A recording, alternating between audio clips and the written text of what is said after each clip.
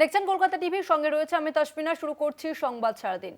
সুশান্ত ঘোষ ওরফে বুয়ার কার্যালয়কে ঘিরে উত্তেজনা। তৃণমূল নেতা সুশান্ত ঘোষের কার্যালয়ে 3টি বেডরুম পাওয়া গিয়েছে। সেখানে রয়েছে খাট, আলমারি, এসি দিয়ে সাজানো একেবারে ঘর। কলকাতার 120 নম্বর ওয়ার্ডের ঘটনা। এই মুহূর্তে সেই 3টে রুমের ছবি আপনাদের দেখাচ্ছি, যেখানে একেবারে সুসজ্জিতভাবে রয়েছে তিনটে রুম। তৃণমূলের কার্যালয়ে রয়েছে তিনটে সুসজ্জিত রুম, একেবারে খাট, এসি, আলমারি সাজানো রুম। স্থানীয়দের তৎপরতাতে পার্টি অফিসে বেডরুমের খোঁজ মিলল। পূজালি চ্যাটার্জি রয়েছে আমাদের সঙ্গে ফোন লাইনে। পূজালি, যে তিনটে বেডরুমের খোঁজ পাওয়া গিয়েছে, সেখানে এই কি কারণে এই বেডরুম ছিল, কিসের জন্য ব্যবহার করা হতো, কিছু জানা যাচ্ছে?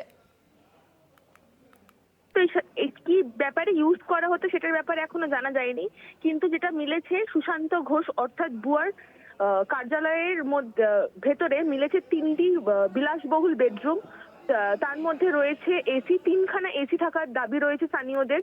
প্রিমিয়াম মানের খাট, লাক্সারি সব জিনিসপত্র, রান্নাঘর, ডাইনিং স্পেস, আধুনিক আলমারি এবং অন্যান্য উচ্চমানের আসবাবপত্র।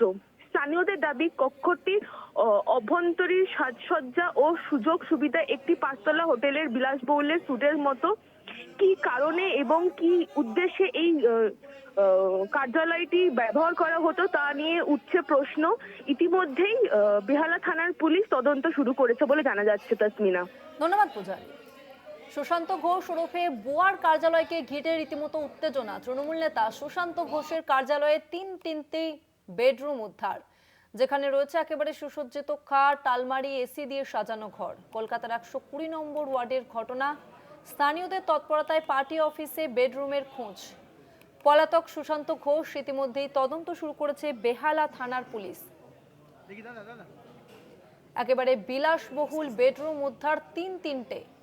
তৃণমূলের কার্যালয় থেকে উদ্ধার হয়েছে এই তিনটি বেডরুম।